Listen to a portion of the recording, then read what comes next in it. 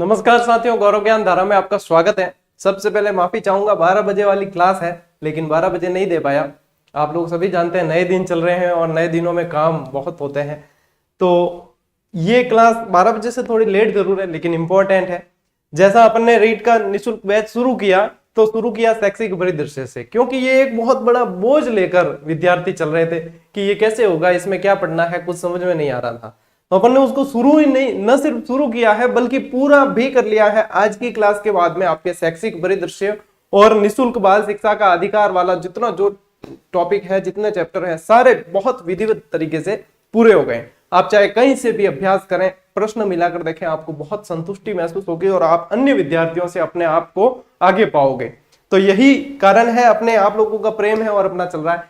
अब जो है साथियों, इस पोर्शन के बाद में अपन राजस्थान सामान्य ज्ञान, जो उसमें भी काफी सारे नए टॉपिक जुड़े, जैसे कि अनुसंधान केंद्र है, खेल खिलाड़ी है, बहुत सारे और नए टॉपिक जुड़े, प्रतीक चिन्ह है, ये सारी चीजें जो है अपन पहले कवर करेंगे, उसके बाद में फिर आगे बढ़ेंगे। कई विद्यार्थी कह रहे कि सर आईसीटी पहले करवाओ। अब देखो, हर विद्यार्थी की अलग पसंद होती है, लेकिन हमें जो है एक निश्चित क्रम फॉलो करना होगा। ये जरूर कह रहा हूं कि करवाऊंगा जरूर, लेकिन जब उसका नंबर आएगा अपने आप मिल जाएगी। तो आप मतलब अपनी ऊर्जा का जो है संचय करें, अनावश्यक उसे खर्च न करें कि सर ये पहले वो पहले। सब कुछ होगा लेकिन अपने तरीके से होगा, विधिवत तरीके से। आपको कुछ कहने की बताने की आवश्यकता ही नहीं है, सारा परोसा जा रहा है आपके सामने, आपको तो सिर्फ खाना है, ठीक है ना। तो ऊर्जा को संचित करें और पढ़ने में लगाएं। अब ये कमेंट्स में सर ये वो सारी चीजें हो रही है, तो आपको तो सिर्फ पढ़ना ही है। आप इधर उधर ऊर्जा को खर्च ना करें, सही जगह पर इन्वेस्ट करें। चलिए साथियों, आज का जो टॉपिक है अपना, वो है राजस्थान के मान्यता प्राप्त निजी विद्यालयों में निःशुल्क प्रवेश, यानी कि आरटीई के तहत जो प्रवेश दिए जाते हैं। ठीक है, आरटीई के तहत अपन ने पढ़े हैं 2009 अपने जो है अधिनियम 2009 के अंतर्गत भी पढ़ा, और राजस्थान के संदर्भ में अधिनियम अपने 2011 के अंतर्गत भी पढ़ा। तो आरटीई के तहत जो कुछ प्रावधान के तहत दिया जाता है, तो इसको थोड़ा सा डिटेल में पढ़ना है, कहने का मतलब। अब प्रश्न कैसे बनते हैं, क्या पूछा जाता है, वो सारी चीजें मैं इसमें बताने वाला हूं। चलिए शुरू करते हैं साथियों इस टॉपिक को।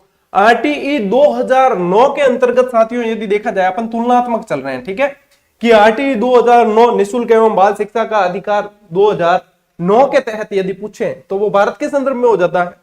2009 के तहत पूछे तो धारा 12 क और उसमें भी ग के अंतर्गत ये प्रावधान है कि आरटीई के तहत 25% बालकों को निःशुल्क अपने क्या करना है, एडमिशन देना है, प्रवेश देना है निःशुल्क। किसमें? निजी संस्थाओं में।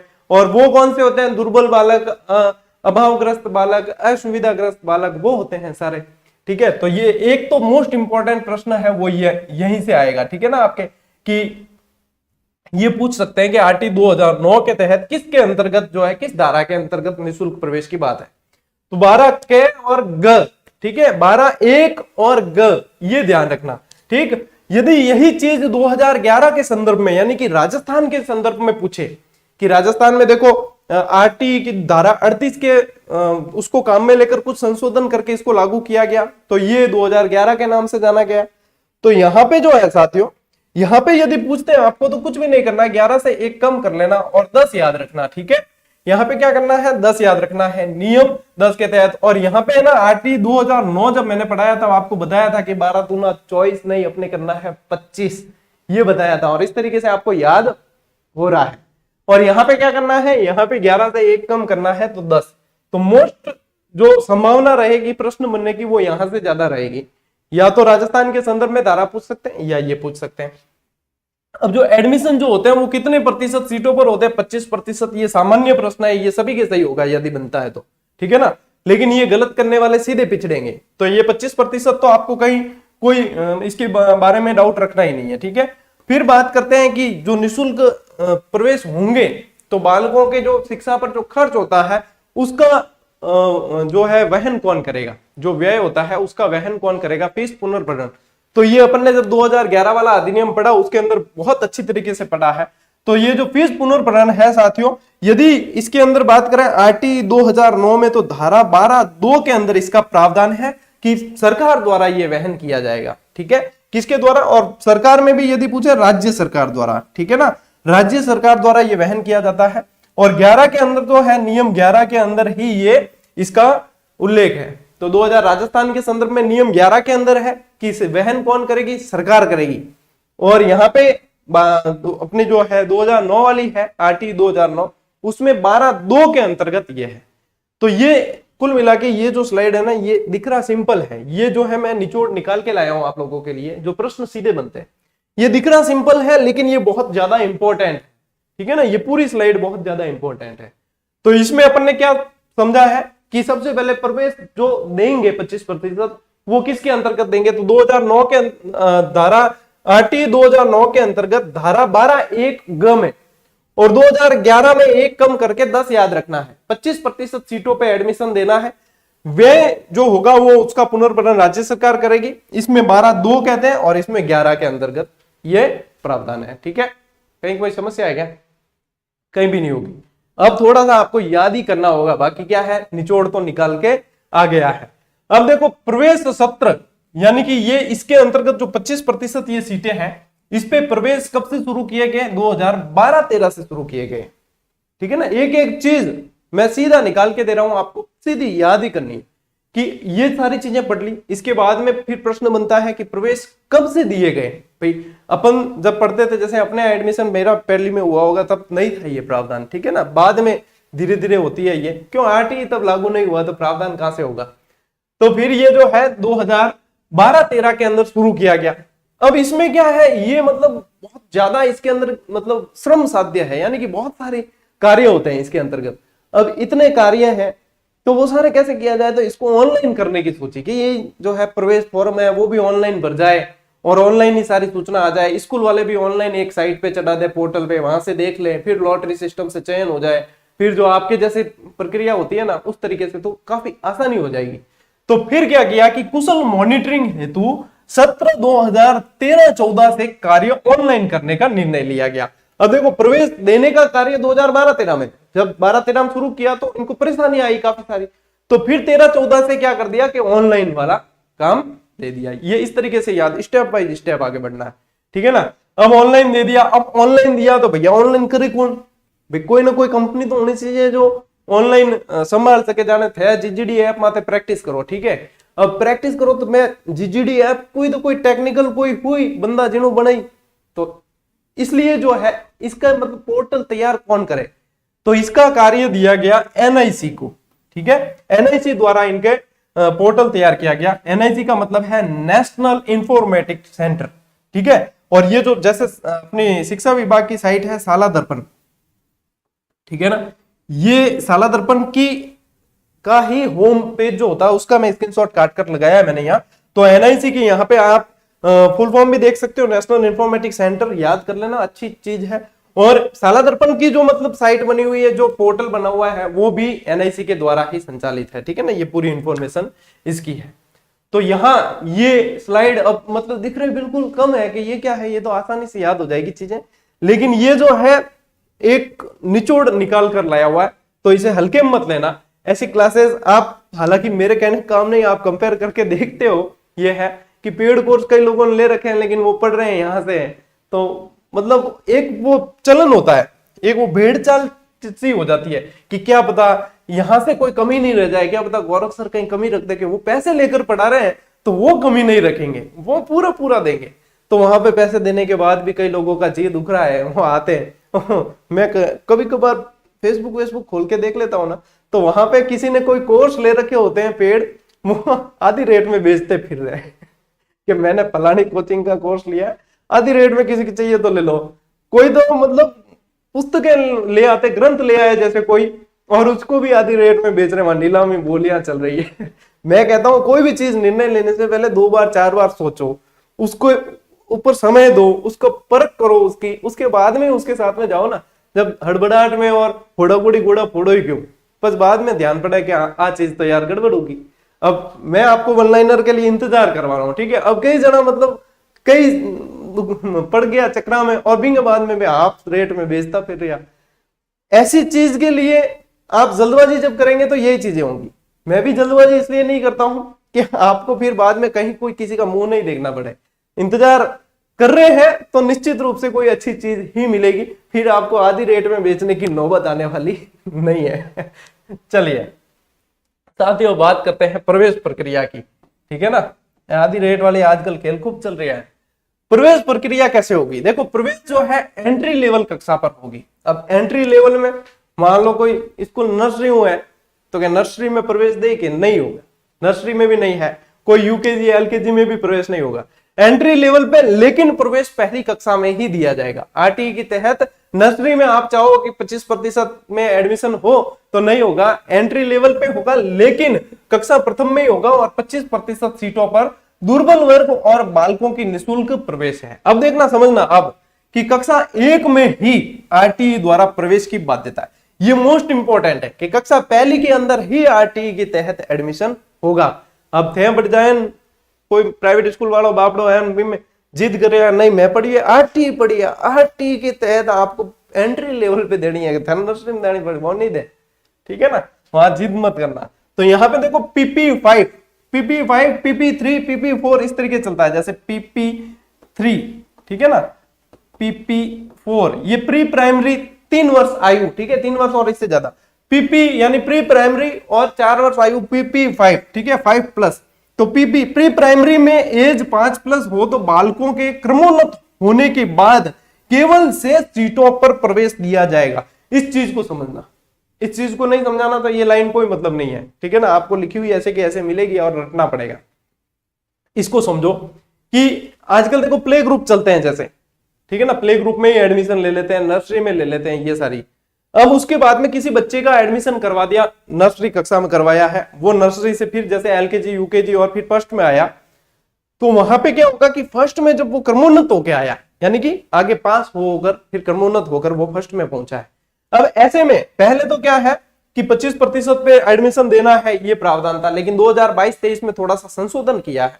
वो संशोधन ये है कि क्रमोन्नत होके बच्चे जो आए हैं ना भाई पहली कक्षा के अंदर, किसके अंदर, पहली कक्षा में जो क्रमोन्नत होके आए, उसके बाद जो शेष सीटें बचेगी ना, उस शेष सीटों पे, अब मान लो शेष 25% बची नहीं, तो जो शेष सीटें बचेगी ना उन पर आरटीई के नियम लागू होंगे, उसके अनुसार फिर प्रवेश दिया जाएगा, ठीक है ना। इसमें रोस्टर लगते हैं, फिर रोस्टर के आधार पर फिर प्रवेश दिए जाते हैं।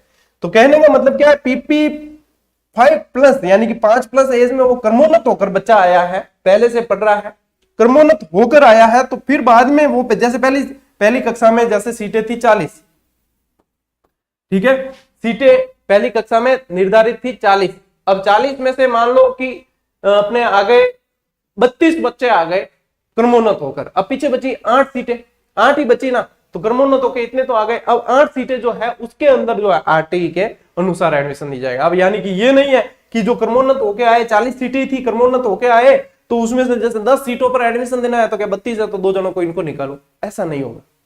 जो शेष सीटें बची है उन पर दिया जाएगा, ये कहने का मतलब है, इस लाइन का मतलब ये है, समझ गए, ठीक है। लॉटरी अनुसार वरीयता को प्राथमिकता दी जाएगी। अब लॉटरी सिस्टम होगा, एक केंद्रीकृत लॉटरी सिस्टम होता है।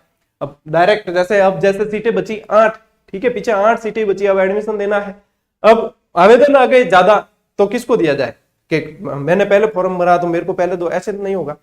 तो यहाँ पे जो है रैंडम यानी कि आप जैसे आप जीजीडी टेस्ट सीरीज पे अभ्यास करते हो, ठीक है, तो वहां पे जो है आपको काफी सारे क्वेश्चन जो है बार बार टेस्ट खोलते हो तो क्रम बदला हुआ मिलता है, सीक्वेंस बदली हुई मिलती है, वो होता है रैंडम तरीके से बदलता है, ठीक है ना। कौन सा कब पहले आएगा किसी को पता नहीं है, रैंडम फॉर्मूला चलता है वहां, ठीक है। ऑप्शन भी चेंज होते हैं, हर बार खोलने पर जैसे चेंज होगा तो नयापन जैसे लगता है उसके अंदर, ठीक है। इन बीच में मैं पढ़ाता थोड़ी ऐड भी कर दी, चलो की नहीं, ठीक है। अब देखो इसमें क्या है, ये भी रैंडम सिस्टम है, लॉटरी में भी रैंडम सिस्टम है, पहले आए पहले पाओ वाली बात नहीं है। फिर वो जो है एनआईसी द्वारा ही लॉटरी आयोजित करवाई जाती है, ऑनलाइन होती है सब चीजें, ठीक है। उसमें से फिर जो है रैंडम सिस्टम के अनुसार जो आता है उसको वरीयता दी जाती है, वरीयता सूची जारी होती है पहले, प्रवेश सीधी ये प्रवेश नहीं, वरीयता सूची के भाई इसका पहले होगा इसका बाद में होगा, इस अनुसार, ठीक है ना, ये रहता है सिस्टम। पात्रता, अब बात करें पात्रता की कि आरटीई के तहत जो 25% एडमिशन करने हैं उसमें पात्र कौन कौन है, ठीक है। तो पात्र होने के लिए देखो बालक निजी विद्यालय के परिक्षेत्र में निवास करने वाला होना चाहिए। परिक्षेत्र का मतलब है कैचमेंट एरिया, यानी कि जहां पे विद्यालय है उसके आसपास नगरीय क्षेत्र या ग्रामीण क्षेत्र जिसमें भी लगता है वो विद्यालय, उसके वहां का निवासी होना चाहिए, वहां रहने वाले होने चाहिए। अब जैसे पता चला कि जैसे मैं सुमेरपुर रह रहा हूं, ठीक है, और मैं मेरे किसी बच्ची या बच्चे का जैसे एडमिशन करवाना चाहूं, ठीक है, उदाहरण के तौर पे समझना, और मैं यहाँ पे सुमेरपुर में जैसे हो ही नहीं रहा, मैंने 2-4 फॉर्म लगा दिए, सुमेरपुर में जैसे नहीं आने का, नंबर आने का चांस नहीं है, तो मैं बाद में और कहीं पाली से लगा दूं, कहीं आसपास से लगा दूं, तो वहां पे मतलब वो है कि उस परिक्षेत्र का होना बहुत जरूरी है, उनको ही वहां पे दिया जाएगा। उस परिक्षेत्र का नहीं है तो आपके एडमिशन होगा ही नहीं, ठीक है ना। वहां आसपास रहने वालों का ही ये नियम लागू होता है, वो ही पात्र होते हैं इसमें, ठीक है। फिर देखो, बालक जो है दुर्बल वर्ग या असुविधाग्रस्त समूह से हो। अब ये क्या होते हैं दुर्बल वर्ग और असुविधाग्रस्त, इनमें बहुत सारी कैटेगरी दे रखी है जो मैं अगली स्लाइड पे बताऊंगा आपको। इस कैटेगरी से होना चाहिए, ठीक है ना, जैसे बीपीएल है, एसटी, एससी वगैरह, इनमें वर्ग दे रखे हैं सारे, वो मैं बताऊंगा अगली स्लाइड में।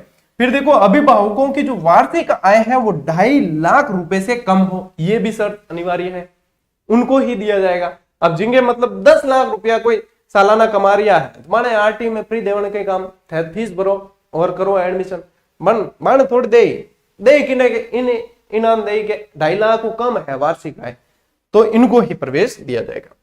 प्रवेश आयु अनुरूप हो, ठीक है। अब आयु अनुरूप का मतलब यह है कि कक्षा 1 एंट्री लेवल है, यहाँ कक्षा 1 में प्रवेश देने के लिए 5 वर्ष से तो अधिक उम्र होनी चाहिए, ठीक है ना, 5 वर्ष पूरे या 5 वर्ष से अधिक उम्र होनी चाहिए, लेकिन 7 वर्ष से कम होनी चाहिए। यूं नहीं है कि 10 साल के बच्चा थे को के पहली क्लास में एडमिशन दो, नहीं, 7 वर्ष से कम, 5 वर्ष या 5 वर्ष से अधिक होनी चाहिए, यह है पात्रता के लिए शर्तें हैं। अब देखो, असुविधाग्रस्त समूह क्या होता है वो समझना। इसमें कौन कौन सी कैटेगरी शामिल है कि एक तो एसटी आ जाएंगे आपके, एससी आ जाएंगे, ये शामिल है। अनाथ, इनके बालक के बालक आगे जोड़ देना सब, ठीक है ना, बालक बालिका ये भी जोड़ देना, ठीक है। अनाथ कोई है बालक तो वो आ जाएंगे, ठीक है। एचआईवी या कैंसर प्रभावित कोई बालक या उन माता पिता के संतान है तो वो आ जाएंगे इसके अंदर। युद्ध विधवा के बालक, युद्ध में कोई विधवा हुई है तो उसके बच्चे जो हैं वो इसमें पात्र है। निःशक्त बालक है वो पात्र है। पिछड़ा या विशेष पिछड़ा वर्ग जिनकी आय 2.5 लाख रुपए से कम है वो पात्र है। और बीपीएल, ये है असुविधाग्रस्त की कैटेगरी, ठीक है, कि ये पात्र होंगे, बाकी पात्र नहीं है, ठीक है, इनके अलावा पात्र नहीं है, यही कर सकते हैं। अब इनको एडमिशन कराना है तो इनके आवश्यक दस्तावेज क्या क्या है, डॉक्यूमेंट्स क्या क्या लगेंगे वो भी तो जरूरी है। आपका सिलेक्शन हो गया तो फिर आप डॉक्यूमेंट्स वाले वीडियो देखते हो कि डॉक्यूमेंट्स क्या क्या चाहिए। अब तो सुविधाएं हो गई, यूट्यूब पे वीडियो बता देते, पहले पूछना पड़ता था किसी को कि भाई क्या क्या चाहिए, लिस्टें दे जो, वो करो, ये सब। तो ये है डॉक्यूमेंट्स। जन्म प्रमाण पत्र, ठीक है, यदि उपलब्धि नहीं है तो, कि जन्म प्रमाण पत्र है ही नहीं, तो मैंने आपको आरटी 2011 वाली पढ़ाई थी, उसके अंदर बताई थी, यही चीजें बताई थी कि अस्पताल या नर्स एएनएम का रजिस्टर वो भी मान्य है, ठीक है। आंगनवाड़ी अभिलेख, आंगनवाड़ी में एडमिशन कराया वो भी तिथि यहां से मान्य है। आधार कार्ड मान्य है, ठीक है ना, आधार कार्ड भी मान्य है, ये सारी चीजें मान्य है। और इसके अलावा जो है अभिभावक अपने क्या कहते हैं स्व घोषणा प्रमाण पत्र भी दे सकते हैं, ठीक है ना। फिर देखो, निवास प्रमाण पत्र, और क्या चाहिए, निवास प्रमाण पत्र चाहिए। अब निवास प्रमाण पत्र में जैसे मूल निवास आ गया आपके, ठीक है, आधार कार्ड आ गया, वोटर कार्ड आ गया, ये भी मानते हैं, वोटर कार्ड को भी माना है, वोटर आईडी जो होती है उसको माना है। लाइट और पानी के बिल भी मान्य है, लेकिन 6 महीने से ज्यादा पुराने नहीं होने चाहिए। ये सारी चीजें इसमें बताई गई है कि ये जो है पात्र, मतलब निवास प्रमाण पत्र के अंदर ये भी चाहिए, तो निवास प्रमाण पत्र भी जरूरी है। अब देखो प्रक्रिया और आगे क्या रहती है कि अभिभावक जो है www.rajpsp.nic.in से पोर्टल पे आवेदन कर सकते हैं, ठीक है। अब आवेदन कहां से होगा, वो यहां से होगा, इस पोर्टल से। अब एनआईसी को देखो ठेका दिया है बनाने का, तो एनआईसी ने ये पोर्टल जारी कर दिया, ये वेबसाइट के, इस वेबसाइट पे पूरी अब प्रक्रिया पूरी अंदर जो कौन से डॉक्यूमेंट चढ़ेंगे क्या है, जैसे आप भर्ती के फॉर्म भरते हो उसी तरीके से इनके भी फॉर्म भरे जाते हैं। वरीयता के आधार पे वहां पे भी स्कूल चयनित करनी पड़ती है, सारी चीजें, तो ये इस तरीके से चलेगा। Rajasthan private school app, Android app है, प्ले स्टोर से डाउनलोड करते हैं, तो राजस्थान प्राइवेट स्कूल ऐप से भी यह आवेदन किया जा सकता है। सुविधा सारी की सारी है, सब सुविधाएं हैं, और ये किसमें मान्यता प्राप्त जो विद्यालय हैं उनके अंदर ही है, ठीक है। और मान्यता किस में मिलेगी, किस में निरस्त होगी, ये सारी चीजें मैं पढ़ा चुका हूं, क्योंकि आरटी पूरा अपन पढ़ के आए हैं, फिर इस कक्षा तक पहुंचे हैं, ठीक है ना। तो जो नए विद्यार्थी हैं वो पिछली क्लासेस देख लें, और क्लासेस की जो पीडीएफ है वो टेलीग्राम समूह पे उपलब्ध करवाई जाती है, जहां लगभग 90,000 विद्यार्थी ऑलरेडी जुड़े हुए हैं। और ये पीडीएफ जो है लगभग आपको रात के समय मिलती है हर क्लास की।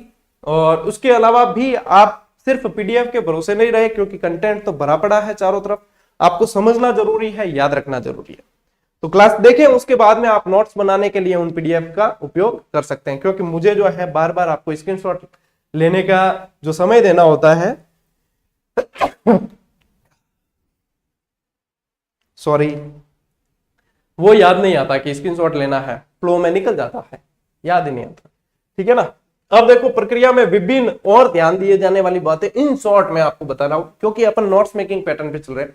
मैं पूरी चीजें वो ऐसे नहीं बताऊंगा आपको, क्योंकि अपने समय बचाना है और समय बचाकर संपूर्णता की ओर बढ़ना है। ठीक है ना। चलिए, और ध्यान देने लायक बातें क्या है कि चयन जो है केंद्रीकृत लॉटरी प्रक्रिया के जरिए एनआईसी द्वारा होगा। ठीक है, एनआईसी करेगा। अब एनआईसी पोर्टल उनके द्वारा संचालित है, तो वो इसको संचालित करवाएंगे। ठीक है ना, राज्य सरकार के निर्देशों पर, तो उनके द्वारा होगा, केंद्रीकृत लॉटरी प्रक्रिया द्वारा, एक निश्चित प्रक्रिया द्वारा। ये प्रवेश है तो केवल वरीयता सूची होगी। ठीक है ना। ये जो लॉटरी के बाद में जो सूची देगा वो सिर्फ वरीयता सूची होगी, कि वरीयता क्रमांक के अनुसार सूची होगी, वो फाइनल एडमिशन लिस्ट नहीं है। तो इसको भी ध्यान में रखना है। प्रवेश रोस्टर प्रक्रिया के आधार पर होगा, जैसे आपके भी जैसे भर्तियों में रोस्टर लगता है, उसी तरीके से यहाँ पे भी रोस्टर प्रक्रिया के आधार पर होगा कि भाई इतनी सीटें निर्धारित है, उसमें से इतनी सीटों पर देना है। अब जैसे 40 का मानक फिक्स कर दिया, ठीक है, 40 के मानक के अनुसार नहीं है, कम ही है, सीटें कम है, तो उसमें से फिर जो है डिवाइड करके 25% इनकी, और ऐसे इस तरीके से रोस्टर लगता है। ठीक है ना। अब जितनी सीटें पीछे बची उस तरीके से रोस्टर लग के फिर वहां पे दिया जाता है। तो आपको ये मुख्य जो बातें याद रखनी है वो चीजें ये है। प्रश्न जो बनते हैं वो यहां से बनते हैं। ठीक है। आरटी परिवेदनाएं, यदि कोई परिवेदना है, जैसे कि किसी ने फर्जी एडमिशन का कोशिश कर दी और फर्जी डॉक्यूमेंट बना के और किसी के ध्यान में आता है, तो वो परिवेदना कहां पेश की जाए और परिवेदनाओं का निस्तारण कैसे होगा, उसकी बात है कि परिवेदनाओं का निस्तारण सीबीओ या जिला शिक्षा अधिकारी कार्यालयों पर गठित 3 सदस्यीय कमेटी द्वारा किया जाएगा। एक 3 सदस्यीय कमेटी गठित होगी, उनके द्वारा ये इन परिवेदनाओं का निस्तारण किया जाएगा। और इन कमेटी में कौन होगा, देखो, जिला शिक्षा अधिकारी, अतिरिक्त जिला शिक्षा अधिकारी और आरटीई प्रभारी। अब जैसे प्रभार किसी को दिया हुआ है, जैसे सहायक कनिष्ठ को दिया हुआ है या कोई भी, तो वो आरटीई प्रभारी और ये बाकी 2 शामिल होंगे। ये चीजें इसके अंदर आएगी। ये परिवेदनाओं का क्या करेंगे, निस्तारण करेंगे। ठीक है। इंपॉर्टेंट चीज जो समझनी है, यदि किसी विद्यालय में एंट्री कक्षा के अंदर, एंट्री लेवल की जो कक्षा है, उसमें एक भी नॉन आरटीई प्रवेश नहीं है। अब नॉन आरटीई से तो जो 25% देने हैं वो है, नॉन आरटीई का मतलब है कि एक भी एडमिशन दूसरा हुआ ही नहीं। ठीक है, आरटीई के अलावा कोई एडमिशन नहीं हुआ है, नहीं होता है, तो उस विद्यालय में आरटीई प्रवेश नहीं लिया जा सकेगा। क्यों?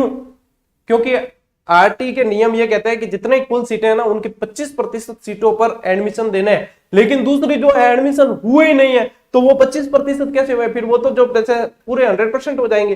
जितने आरटी के तहत ही एडमिशन हुए हैं वो 100% हो जाएंगे। तो जहां पे एक भी एडमिशन नहीं हुआ है वहां नॉन आरटी, तो वहां पर प्रवेश नहीं लिया जा सकेगा। ये इंपॉर्टेंट है, और ये कूट मिलान वाले जो प्रश्न आते हैं उनके अंदर आने की पूरी संभावना मुझे लगती है। ठीक है ना, इनको हल्के में मत लेना, बहुत बढ़िया टॉपिक है और प्रश्न बहुत बढ़िया बनते हैं, और जिस तरीके से बनते हैं उस तरीके से मैंने आपको सारी चीजें बताई है इसके अंदर। अब आपको बताई नहीं, समझाई और याद करवाई है, अब आपको भुनाना है, और भुनाने के लिए आप लोगों को शैक्षिक परिदृश्य की पूरी टेस्ट सीरीज टॉपिक वाइज जितने प्रश्न जिस तरीके से बनते हैं सारी मात्र 51 रुपए के अंदर 51 की 3 दी है, जिसमें आपके पूरा ही ये सिलेबस, यानी कि आपका जो ये राजस्थान से संबंधित और सारा है, राजस्थान सामान्य ज्ञान है, भूगोल, इतिहास, कला, संस्कृति, आरटीई वगैरह सब 51 की 3 टेस्ट सीरीज दी गई है, और तीनों के अंदर कंप्लीट टॉपिक विद सारे प्रश्नों के साथ में सब कुछ दिया गया है। प्रैक्टिस करें, अभ्यास जरूरी है, तो आप लोगों के लिए एक प्लेटफॉर्म उपलब्ध है कि आप एक अच्छे लेवल पे और बिल्कुल नाम मात्र के शुल्क में अभ्यास कर सकते हैं। तो जीजीडी ऐप पर है, ये बता दूं, प्ले स्टोर से डाउनलोड करके आप अभ्यास कर सकते हो। ठीक है ना। तो ये टॉपिक जैसे पढ़ते हो उसके बाद में अभ्यास जरूर कर लेना चाहिए, ये कहने का उद्देश्य है। जिला शिक्षा अधिकारी सत्यापन दलों को भी का भी गठन करेंगे, ठीक है ना। अब जिला शिक्षा अधिकारी जो है इनका भौतिक सत्यापन भी होगा।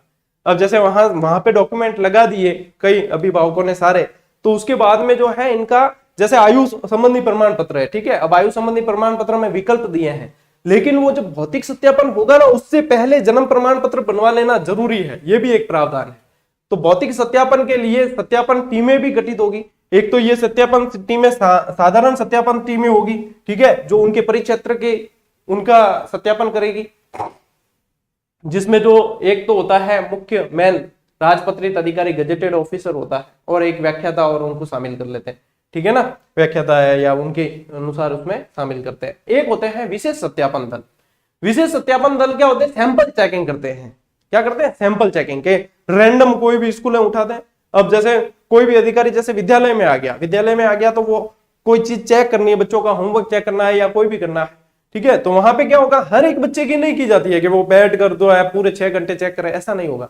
वो सैंपल चेकिंग करेंगे, किसी भी बच्चे की ले ली 2-4 की, और फिर देखेंगे कि हाँ वो, तो ये सैंपल चेकिंग भी जो है विशेष सत्यापन दल भी गठित होते हैं, जो सैंपल चेकिंग करते हैं, जो जिला शिक्षा अधिकारी के वहां से गठित होते हैं, ठीक है। तो ये चीजें हैं साथियों आपके आती है मान्यता प्राप्त विद्यालयों में निजी प्रवेश से संबंधित जो भी मुख्य जितनी चीजें हैं जहां से प्रश्न बनते हैं, ठीक है ना। वैसे तो अब यदि आप डॉक्यूमेंट इनके डाउनलोड करो साइट से तो आपके डॉक्यूमेंट पूरे 100 पेज के भी मिल जाएंगे, ठीक है, लेकिन वो जो इंपॉर्टेंट चीजें यानी जो एग्जाम की दृष्टि से जरूरी है, एग्जाम में प्रश्न जिस अकॉर्डिंग बनते हैं, वो सारी चीजें मैंने क्लास में देने की कोशिश की है। अब देखो ज्ञान का दायरा, ज्ञान अनंत है, जितना दायरा बढ़ाना चाहो बढ़ाना है, लेकिन ये चीजें कंठस्थ होनी चाहिए और ये चीजें आपको पिछड़ने नहीं देगी, क्योंकि आप इसको करने के बाद में किसी से भी जो कहीं कोई जैसे कोई कोचिंग में कर रहा है या आपका कोई विश्वास है कि वो बहुत अच्छी तैयारी कर रहा है, उससे डिस्कस करके उससे पूछ कर देखे कि आपका लेवल वास्तव में सही है या नहीं है। और मैं विश्वास के साथ कह सकता हूं कि आप अपने आप को उससे बेहतर पाओगे जब ये चीजें पढ़ो। क्यों, ज्यादा भ्रम में माया जाल में फंसने की आवश्यकता नहीं है, यहाँ पे स्मार्ट स्टडी की आवश्यकता है। जो इसे समझते हैं वो अच्छी तरीके से समझ पाएंगे, और ये चीजें जब कवर हो जाती है ना, बहुत अच्छी पोजीशन में आप हो, उसके बाद में आप दायरा बढ़ाने की सोच सकते हो। जब तक यही याद नहीं है, आप समझ जाओ कि आपको इससे आगे दायरा नहीं बढ़ाना है, ये चीजें याद हो गई, फिर आप दायरा बढ़ाने की सोचो कि इतना मुझे बिल्कुल कंठस्थ है, मैं बिल्कुल बहुत अच्छी पोजीशन में आ चुका हूं या आ चुकी हूं, उसके बाद में आप जितना मर्जी उतना दायरा बढ़ा दीजिए, कोई मना करने वाला नहीं है, लेकिन ये अनिवार्य है, ठीक है ना, ये जरूर कर लेना, प्रश्न बहुत बनेंगे। चलिए साथियों, मिलते हैं अगली क्लास में, अगले वीडियो में, तब तक के लिए राम राम, जय हिंद।